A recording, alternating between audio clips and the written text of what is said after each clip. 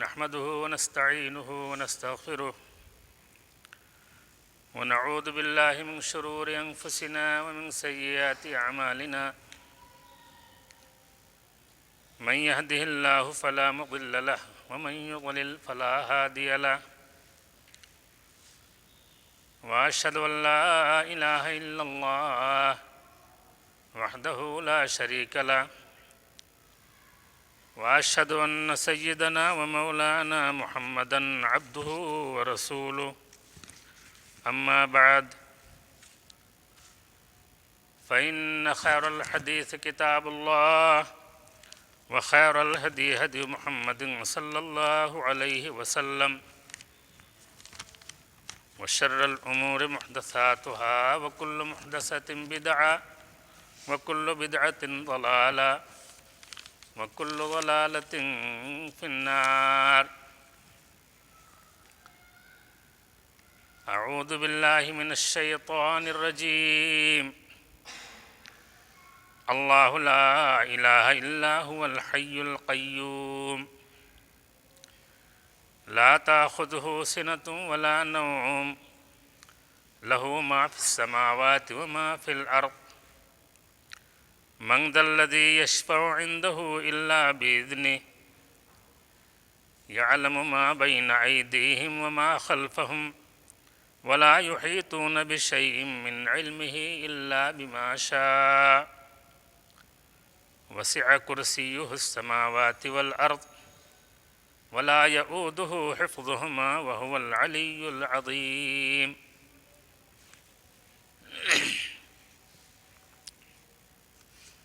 مسنون خطبے کے بعد سورہ بقرہ سے آیت الکرسی کی تلاوت کی گئی ہے۔ یہ آیت جو آیت الکرسی کے نام سے مشہور ہے، قرآن مجید کی تمام آیتوں میں سب سے عظیم، سب سے اہم اور بڑی عظمت اور شان والی آیت ہے۔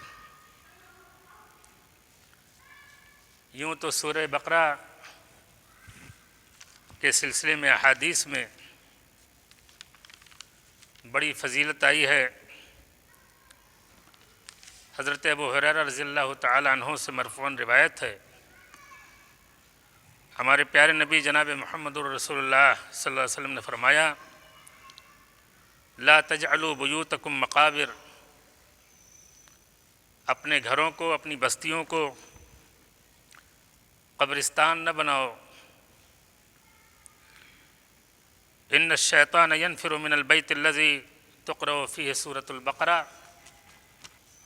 اس گھر سے شیطان بھاگتا ہے جس گھر میں سورہ بقرہ کی تلاوت ہوتی ہے۔ ایک دوسری روایت میں ہے، حضرت ابو امامہ باہلی رضی اللہ تعالیٰ عنہ مرفوعاً روایت کرتے ہیں کہ پیارے رسول صلی اللہ علیہ وسلم نے فرمایا، اقرؤوا سورۃ البقرہ، سورہ بقرہ کی تلاوت کرو، اسے پڑھتے رہو، فإن أخذها بركة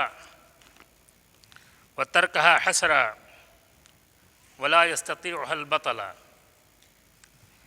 سورہ بقرہ کی تلاوت کا التزام کرنا، اسے پڑھنا، سمجھنا اور اس پر عمل کرنا، یہ برکت کا سامان ہے۔ اور سورہ بقرہ کو پڑھنا اور سمجھنا اگر ایک مسلمان چھوڑ دے گا تو یہ اس کے حق میں افسوس اور حسرت کی چیز ہوگی، ناکامی اور نامرادی کی چیز ہوگی۔ اور سورہ بقرہ کی تلاوت کرنے کی صلاحیت اور طاقت ان لوگوں میں نہیں ہے جو سحر اور جادوگری کے فن کا شغل رکھتے ہیں۔ ایک روایت میں سورہ بقرہ کو سنام القرآن قرار دیا گیا ہے، یعنی یہ قرآن کا کوہان ہے، جیسے اونٹ کا کوہان سب سے اونچائی اور بلندی پہ ہوتا ہے، تو اسی سورے کی ایک اہم آیت یہ آیت الکرسی ہے، جس میں اللہ رب العالمین کی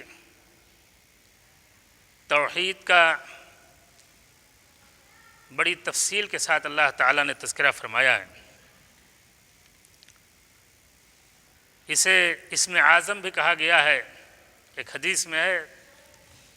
کہ 3 صورتوں میں، قرآن مجید کی 3 صورتوں میں اسم اعظم ہے، جس سے کہ اگر اللہ کو پکارا جائے تو اللہ رب العالمین اس دعا کو قبول کرتا ہے، جو دعا ان تینوں صورتوں میں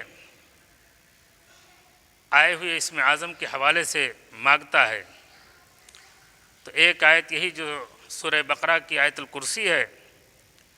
اور دوسرے آل عمران کی آیت ہے الف لام میم اللہ لا الہ الا هو الحی القیوم، اور تیسری آیت سورہ طٰہٰ کی ہے وعنت الوجوہ للحی القیوم۔ احادیث میں آتا ہے کہ ایک بار جناب محمد الرسول اللہ صلی اللہ علیہ وسلم نے حضرت ابی بن کعب رضی اللہ تعالی عنہ، جو مشہور صحابی رسول اور قرآن مجید کے انتہائی معتبر اور مشہور قاری ہیں، ان سے کہ رسول صلی اللہ علیہ وسلم نے پوچھا کہ ما اعظم آیت فی کتاب اللہ عندک، کہا اے ابو المنذر، یہ حضرت ابی بن کعب کی کنیت تھی ابو المنذر، کہا اے ابو المنذر، تمہاری نظر میں اللہ کی کتاب یعنی قرآن مجید میں سب سے عظمت والی شان والی آیت کون سی ہے؟ حضرت ابی بن کعب رضی اللہ تعالی عنہ نے فرط ادب میں عرض کیا کہ اللہ و رسولہ اعلم، اللہ زیادہ بہتر جانتا ہے اور اللہ کے رسول زیادہ بہتر جانتے ہیں۔ پیارے رسول صلی اللہ علیہ وسلم نے دوبارہ سوال دہرایا، اس پر بھی حضرت ابی بن کعب رضی اللہ تعالیٰ عنہ نے فرط ادب میں یہی جواب دیا کہ اللہ و رسولہ اعلم، اللہ زیادہ بہتر جانتے ہیں اور اللہ کے رسول زیادہ بہتر جانتے ہیں۔ آپ نے جب بار بار سوال کیا تو حضرت ابی بن کعب رضی اللہ تعالی عنہ، جو قرآن مجید کے مشہور قاری اور عالم تھے، انہوں نے جواب میں عرض کیا کہ میری نگاہ میں قرآن مجید کی سب سے زیادہ عظمت اور شان والی آیت، سب سے محتم بالشان آیت اللہ لا الہ الا هو الحی القیوم لا تأخذہ سنۃ ولا نوم لہ ما فی السماوات وما فی الارض من ذا الذی یشفع عندہ الا باذنہ، گویا کہ آیت الکرسی آپ نے پڑھی اور کہا یہی آیت ہے۔ پیارے رسول صلی اللہ علیہ وسلم حضرت ابی بن کعب رضی اللہ تعالیٰ عنہ کے اس صحیح اور درست جواب پر بے حد خوش ہوئے، اور حضرت ابی بن کعب کے سینے پر آپ نے اپنا ہاتھ پھیرا اور کہا لیہنک العلم یا ابا المنذر، اے ابو المنذر، اے ابی بن کعب، علم تمہیں مبارک ہو، تمہارا جواب بہت درست، بہت صحیح۔ اسی طریقے سے ایک حدیث میں ہے، آپ نے فرمایا کہ من قرأ آیت الکرسی دبر کل صلاۃ مکتوبہ لم یمنعہ من دخول الجنہ الا الموت، اگر کوئی شخص 5 نمازوں کے بعد، فرض نمازوں کے بعد آیت الکرسی پڑھنے کا اہتمام کرتا ہے، اس کا التزام کرتا ہے، اور ہمیشہ فرض نمازوں کے بعد جہاں اور اوراد و وظائف کرتا ہے وہیں وہ آیت الکرسی کو پڑھتا ہے، تو کہا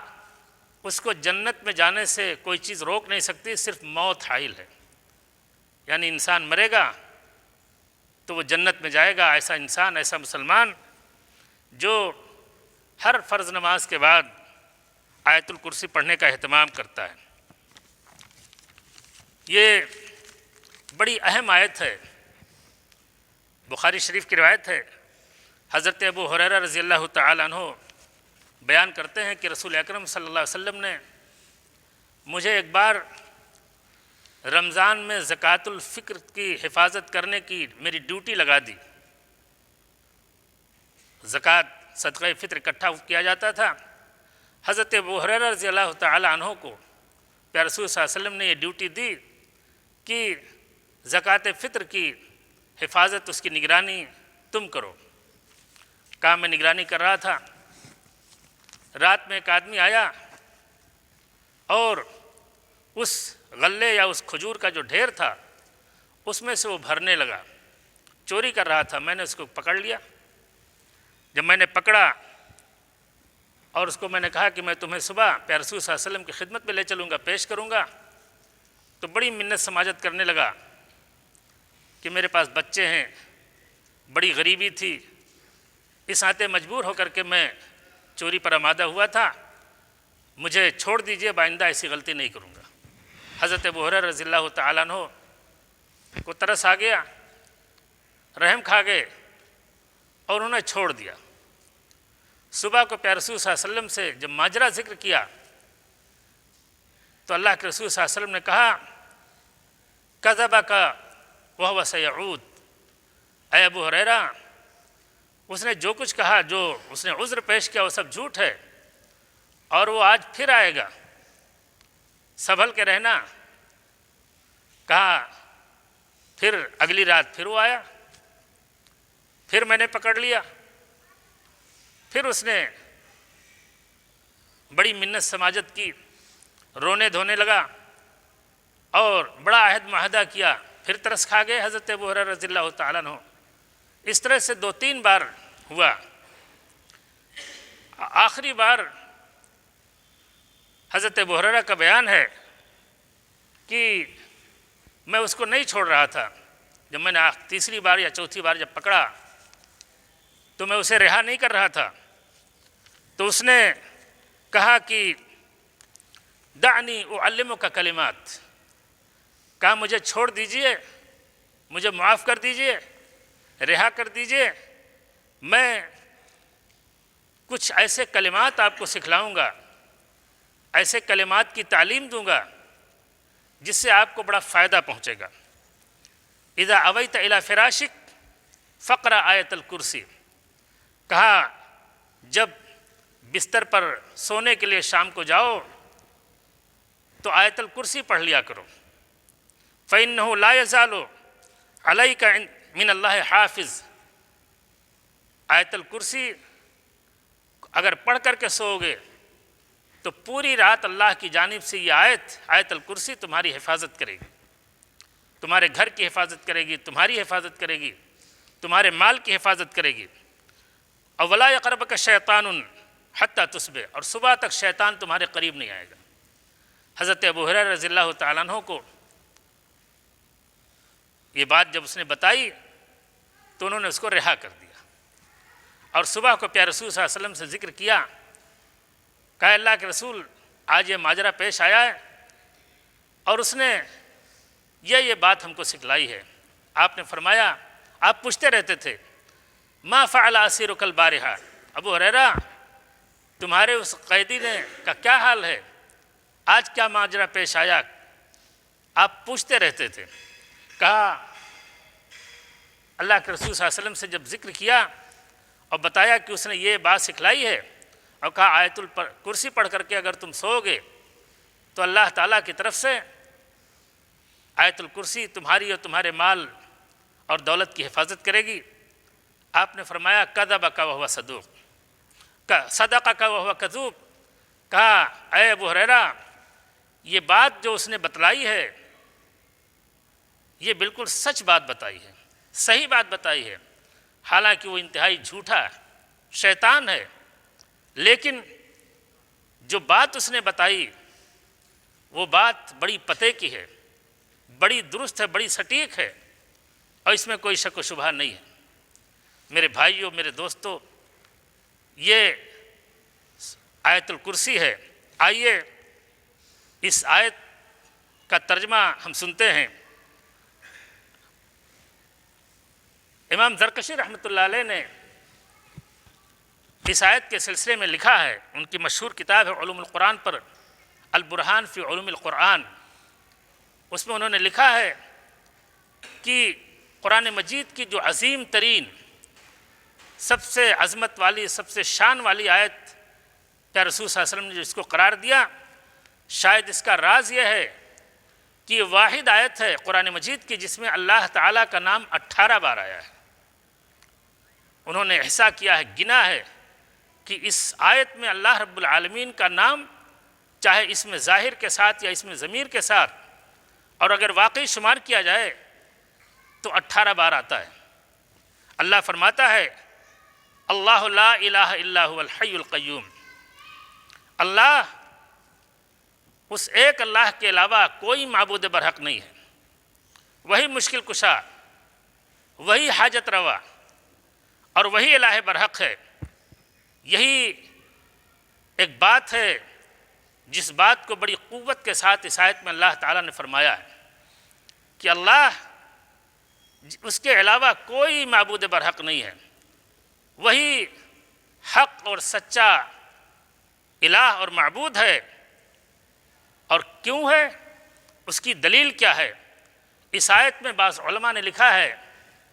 کہ اللہ کی توحید الوہیت کی 10 دلیلوں کا بیان ہے۔ اللہ نے اپنی اس بات کو پر 10 دلیلیں اسی آیت میں پیش کی ہیں، کہ اللہ لا الہ الا ہو الحی القیوم۔ پہلی دلیل تو یہ ہے کہ صرف اللہ الحی ہے، یعنی اللہ کی زندگی اس کی ذاتی زندگی ہے، ہمیشہ سے زندہ ہے اور ہمیشہ زندہ رہے گا۔ اللہ کے علاوہ ہم آپ ہیں، کبھی نہیں تھے اور پھر ہمیں مرنا ہے، عدم سے ہمیں وجود ملا اور پھر ہم موت کی آغوش میں چلے جائیں گے۔ اللہ رب العالمین کی جو زندگی ہے، اس کی جو حیات ہے، وہ تنہا الحی ہے، وہ معبود برحق اس ناطے ہے کہ اس کی زندگی ہمیشہ سے ہے اور ہمیشہ رہے گی، فنا ہونے والا نہیں ہے۔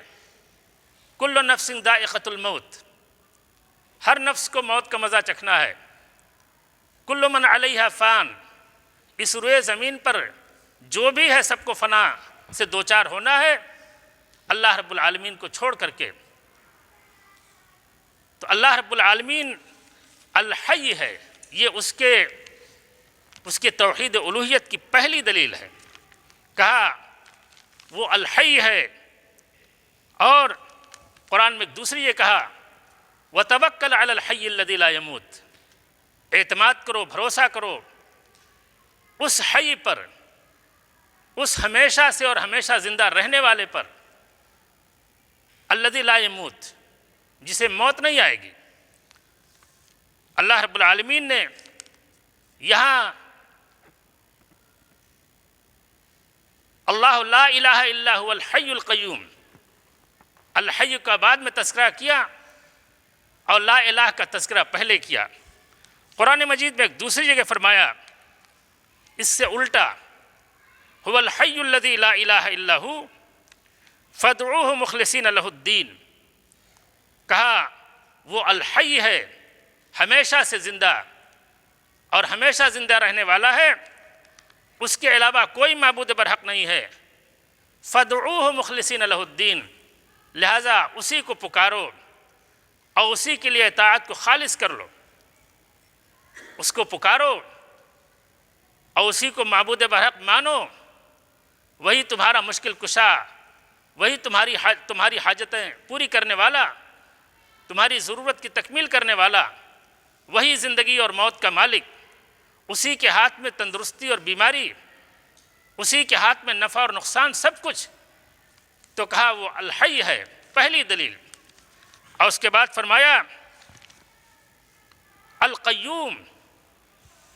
ساری کائنات کو سہارا دینے والا اور ساری کائنات کو تھامنے والا، وہی ایک اللہ ہے۔ اسی اللہ کے سہارے یہ زمین قائم، یہ آسمان قائم، سورج، چاند، ستارے، ہم اور آپ، کائنات کی ہر چھوٹی بڑی چیز اپنی زندگی، اپنی بقا میں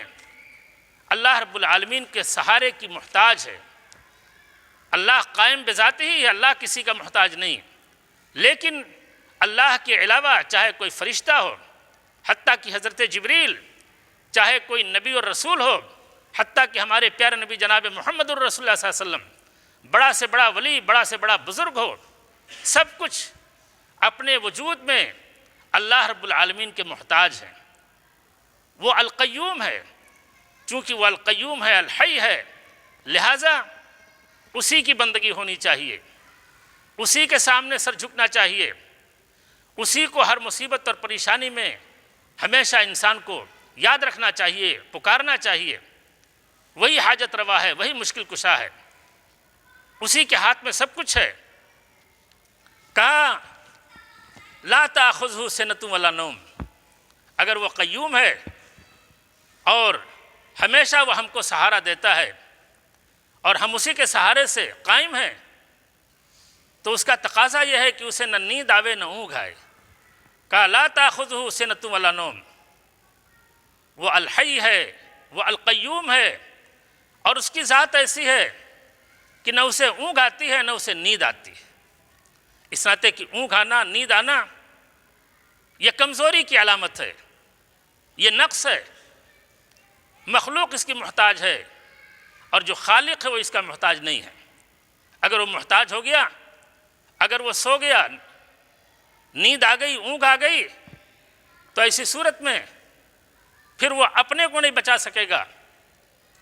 اپنے کو نہیں سنبھال سکے گا، چہ جائے کہ دوسرے کو سنبھالے۔ تو کہا لا تأخذہ سنۃ ولا نوم، اللہ کے علاوہ ہر مخلوق سوتی ہے، انبیاء ہوں، اولیاء ہوں، انسان ہو، جنات ہو، سب کو نیند اونگھ آتی ہے۔ ایک غزوے سے پیارے رسول صلی اللہ علیہ وسلم صحابہ کرام کے ساتھ لوٹ رہے تھے، راستے میں ایک جگہ پڑاؤ ڈالا۔ احادیث میں آتا ہے کہ رسول اکرم صلی اللہ علیہ وسلم نے حضرت بلال رضی اللہ تعالیٰ عنہ کو یہ ڈیوٹی دی کہ فجر میں آپ بیدار کر دیں گے، جگا دیں گے۔ پیارے رسول صلی اللہ علیہ وسلم سید الانبیاء، صحابہ کرام سادات الاولیاء، دنیا کے سارے ولی، سارے بزرگ مل کر کے مل جائیں تو ایک صحابی رسول کے قدم کے خاک کے برابر نہیں ہوں گے۔ سادات اولیاء صحابہ کرام اور سید الانبیاء حضرت محمد عربی صلی اللہ علیہ وسلم اور حضرت بلال رضی اللہ تعالیٰ عنہ کو ڈیوٹی دی کہ فجر میں جگا دیں گے۔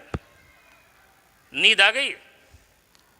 پیارے رسول صلی اللہ علیہ وسلم بھی سو گئے، صحابہ کرام بھی سو گئے، اور حضرت بلال بھی سو گئے، یہاں تک کہ سورج نکل آیا، فجر کی نماز چلی گئی، اور پیارے رسول صلی اللہ علیہ وسلم سب سے پہلے جاگے۔ احادیث میں آتا ہے حتیٰ ضربتہم الشمس، سورج کی کرنیں پڑی تب جاگے۔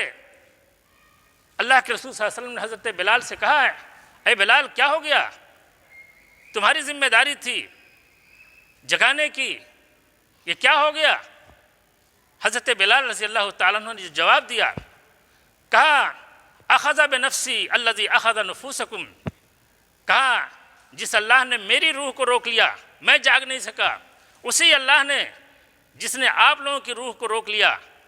نیند میں بھی انسان ایک طرح کی موت کے مرحلے سے گزرتا ہے، وہ چھوٹی موت ہوتی ہے۔ تو انبیاء، اولیاء، صحابہ کرام سب کو نیند آتی ہے، اور آئی۔ اللہ رب العالمین جو اپنی الوہیت اور توحید الوہیت کا اعلان کرتا ہے، وہ کہتا ہے لا تأخذہ سنۃ ولا نوم، اس کو نہ اونگھ آتی ہے نہ نیند آتی ہے۔ رات میں، دن میں، صبح شام، سفر میں، حضر میں، ہم کہیں بھی ہوں، اللہ رب العالمین کے سہارے سے ہم سفر میں چلتے ہیں، اللہ کے سہارے سے ہم اپنے گھر میں رہتے ہیں، اللہ کے سہارے سے ہم کہیں بھی کسی بھی حال میں ہوں، تو ساری کائنات دراصل اللہ کی نگرانی میں، اللہ کے سہارے میں زندگی گزارتی ہے۔ اس کے بعد کہا لہو ما فی السماوات و ما فی الارض، اللہ الہ برحق اس ناطے بھی ہے کہ کائنات کی ساری چھوٹی بڑی چیز اللہ کی ملکیت ہے۔ لہو ما فی السماوات و ما فی الارض، آسمان اور زمین کی ساری چیزیں، سارے فرشتے، سارے انبیاء، سارے اولیاء، آسمان، زمین، چاند، ستارے، پہاڑ، ندی، نالے، درخت، حیوانات، جمادات، غرضے کی جتنی چیزیں ہیں سب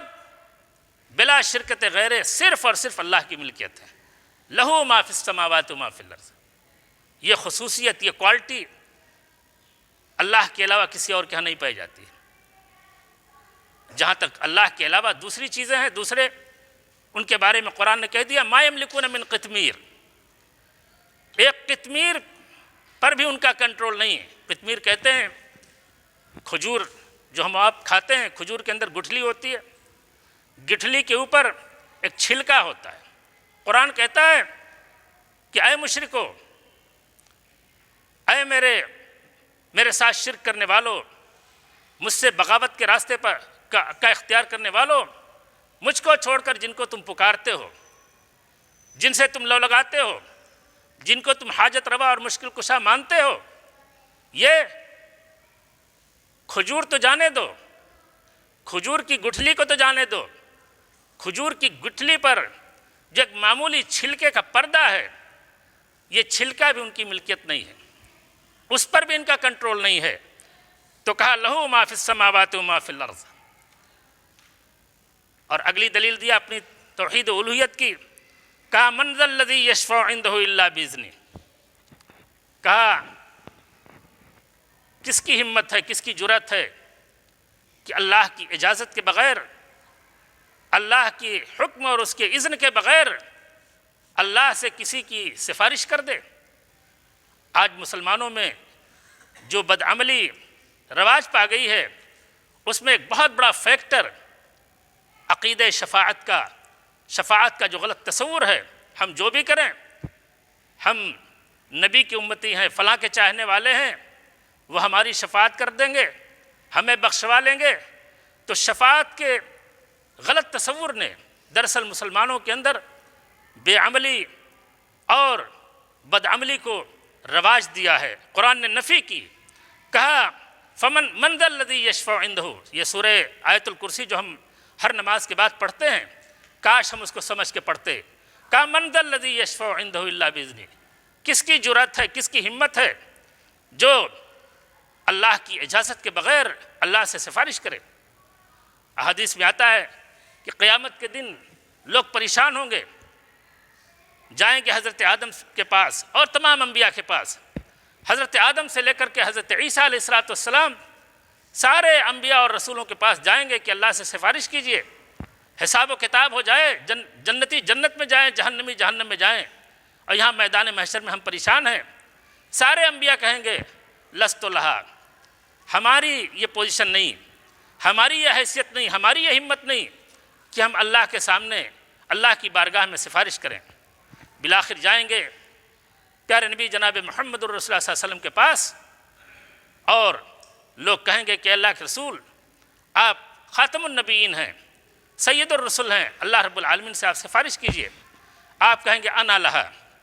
یہ میرا ہی مقام ہے، اور اس کے بعد ڈائریکٹ یہ ہمت نہ ہوگی آپ میں کہ آپ اللہ سے سفارش کریں، بلکہ اللہ کی بارگاہ میں سجدے میں آپ گر جائیں گے اور اللہ کی حمد، اس کی تعریف، اور اللہ کی بارگاہ میں روئیں گے، گڑ گڑائیں گے۔ اس وقت تک نہیں اٹھیں گے جب تک اللہ کا حکم نہ ہوگا۔ اللہ کہے گا ارفع راسک، اے محمد صلی اللہ علیہ وسلم اپنے سر کو اٹھاؤ سجدے سے، قل تسمع، کہو تمہاری بات سنی جائے گی، سل تعطا، مانگو دیا جائے گا، اشفع تشفع، سفارش کرو تمہاری سفارش قبول کی جائے گی۔ پیارے رسول صلی اللہ علیہ وسلم سے اللہ کہے گا سل، مانگیے آپ۔ گویا پیارے نبی صلی اللہ علیہ وسلم کا مقام یہ ہے کہ وہ اللہ سے مانگیں، اور اللہ کا مقام یہ ہے کہ اللہ دے گا۔ سل تعطا، نبی دے گے نہیں، نبی مانگیں گے اللہ سے۔ تو میرے بھائیوں، میرے دوستوں، اللہ نے کہا من ذا الذی یشفع عندہ الا باذنہ، اور اللہ تعالیٰ نے شفاعت کے موضوع کو قرآن مجید میں اتنا کلیئر کر دیا ہے کہ ایک تو سفارش اس کے بارے میں کی کرے گا وہ جس کو اللہ اجازت دے گا، اور جس کو اجازت دے گا اس کو بھی باؤنڈ کر دے گا۔ ایسا نہیں کہ جس کی چاہے سفارش کر دے، جس کے حق میں اللہ رب العالمین سفارش کرنے کی اجازت دے گا اسی کے حق میں وہ سفارش کر سکتا ہے۔ حضرت ابو ہریرہ کی حدیث ہے، آپ نے فرمایا کہ اللہ کے رسول ذرا یہ تو بتا دیجئے کہ من اسعد الناس بشفاعتک یوم القیامہ، قیامت کے دن آپ کی شفاعت پانے کا حقدار کون ہوگا؟ وہ کون سعادت مند ہوگا، خوش نصیب ہوگا جس کو آپ کی شفاعت ملے گی؟ آپ نے فرمایا کہ من قال لا الہ الا اللہ خالصا لوجہہ، کہا جس نے لا الہ الا اللہ خالصا بقلبہ، جو سچے دل سے اور انتہائی خلوص کے ساتھ جس نے لا الہ الا اللہ کا اعلان کیا اور لا الہ الا اللہ پر وہ قائم رہا، اور بعض روایت میں ہے کہ فہی نائلۃ، یہ شفاعت ملے گی اس شخص کو لمن لا یشرک باللہ شیئا، جو اللہ کے ساتھ کسی کو شریک نہ ٹھہرائے۔ ہم چاہیں کہ ہم دنیا میں شرک کرتے رہیں، یا خواجہ یا ولی یا عبد القادر شین اللہ کی دہائی دیتے رہیں، حسن حسین کی دہائی دیتے رہیں، علی اور فاطمہ کو پکارتے رہیں، اور اس کے بعد امید رکھیں کہ قیامت کے دن کیا رسول صلی اللہ علیہ وسلم ہماری سفارش کر دیں گے، تو یہ احمقوں میں جنت کے رہنے کے مترادف ہوگا۔ اللہ نے کہا کہ پھر آگے فرمایا یعلم ما بین ایدیہم وما خلفہم، اللہ رب العالمین ماضی اور حاضر، ماضی اور مستقبل سب کا علم رکھتا ہے، اس کا علم مطلق ہے، اس کے لیے غیب بھی حاضر ہے۔ کہ یعلم ما بین ایدیہم وما خلفہم، مخلوق سے واقف ہے، اس کے ماضی سے بھی واقف ہے، اس کے مستقبل سے بھی واقف ہے۔ امام مجاہد نے کہا یعنی دنیا اور آخرت کا علم ہے، مخلوقات کی دنیا میں کیا کچھ کیا ہم نے اس کا بھی اسے علم ہے، اور آخرت میں ہمارے ساتھ کیا ہونے والا ہے اس کا بھی اس کے پاس علم ہے۔ ولا یحیطون بشیء من علمہ الا بما شاء، اور دنیا کی ساری طاقت اللہ کے علم کا کہ کسی چیز کا احاطہ کرنا چاہے تو نہیں احاطہ کر سکتی الا بما شاء، ہاں اللہ جو علم دے گا، جتنا علم جس چیز کا اللہ نے دے دیا اتنا ہی علم انسان کو ملے گا، اور چاہے کہ اللہ کے علم کا کسی بھی زاویے سے احاطہ کر لے انسان، مخلوق دنیا کے سارے اولیاء، سارے انبیاء، سارے غیر اللہ مل کر کے اگر اللہ کے علم کی کسی چیز کا احاطہ کرنا چاہیں تو نہیں کر سکتے۔ کہ وسع کرسیہ السماوات والارض، اللہ کی کرسی آسمان اور زمین کو محیط ہے۔ ولا یعودہ حفظہما، اور آسمان اور زمین کی حفاظت اور اس کو سنبھالنے سے اللہ تھکتا نہیں، اللہ کسی کی مدد کا محتاج نہیں ہے، یہ زمین اس آسمان کو سنبھالے ہوئے ہے وہ اللہ، اور اس کو سنبھالنے میں کسی قسم کی تکان معاذ اللہ کو نہیں ہوتی ہے۔ وہو العلی العظیم، اللہ کی ذات بڑی بلند اور بڑی عظمت والی ہے۔ تو یہ ہے سورہ، یہ ہے آیت الکرسی، اور جس میں اللہ تعالیٰ نے اپنی توحید الوہیت کی 10 دلیلیں دی ہیں، اور ایسی دلیلیں دی ہیں جن دلیلوں کا ہم مشاہدہ کرتے ہیں، جن دلیلوں کا ہم تجربہ کرتے ہیں، اور جن کو سمجھنے کے لیے کسی بہت بڑی ڈگری کی ضرورت نہیں ہے۔ قرآن مجید کی اکثر باتیں ایسی ہیں کہ جو عام انسانوں کے لیے ہو، وہ یونیورسٹی اور کالج کا لیکچرر یا پروفیسر ہو، یا کسی کھیت میں کام کرنے والا کسان اور مزدور ہو، کوئی رکشہ چالک ہو، اگر قرآن کے ان بیانات کو اپنی زبان میں سمجھے تو قرآن کے ان دلائل کو، چونکہ یہ فطرت کے دلائل ہیں اور کائنات میں پھیلی ہوئی دلیلیں ہیں، تو ان کو سمجھنے میں اسے دیر نہیں لگے گی۔ اللہ سے دعا ہے کہ اللہ رب العالمین ہمیں آیت الکرسی کو سمجھنے اور سمجھ کر پڑھنے کی اور ہمیں اہتمام کرنے کی، فرض نمازوں کے بعد رات کو سوتے وقت دیکھیے شیطان سے آج شیطان سے بچاؤ کے لیے شیطان لگ گیا، اس کے لیے دعا تعویذ کے لیے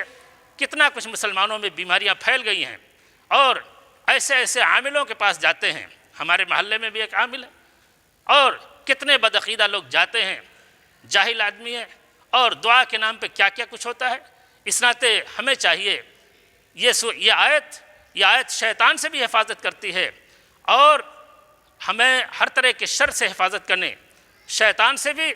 اور چور اور ڈاکو سے بھی حفاظت کرنے والی آیت ہے۔ شرط یہ ہے کہ ہم ایمان اور یقین کے ساتھ اس آیت کو پڑھنے کا، اس کی تلاوت کرنے کا اور اس کو سمجھنے اور اس پر غور کرنے کی ہم کو اللہ رب العالمین توفیق دے۔ اللہ سے دعا ہے کہ اللہ رب العالمین ہمیں قرآن مجید کو سمجھنے اور اس پر عمل کرنے کی توفیق عطا فرمائے۔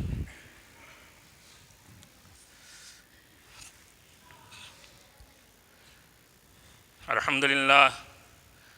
للہ نحمدہ ونستعینہ ونستغفرہ ونعوذ باللہ من شرور انفسنا ومن سیئات اعمالنا من يهده الله فلا مضل له ومن يضلل فلا هادي له واشهد ان لا اله الا الله وحده لا شريك له واشهد ان سيدنا ومولانا محمدا عبده ورسوله اما بعد فان خير الحديث كتاب الله وخير الهدي هدي محمد صلى الله عليه وسلم وشر الامور محدثاتها وكل محدثة بدعة وكل بدعة ضلالة وكل ضلالة في النار۔ عباد اللہ رحمكم اللہ، ان اللہ یأمر بالعدل والإحسان وإیتاء ذی القربى وینہی عن الفحشاء والمنکر والبغی یعظکم لعلکم تذکرون۔ اذکروا اللہ یذکرکم وادعوہ یستجب لکم ولذکر اللہ اکبر۔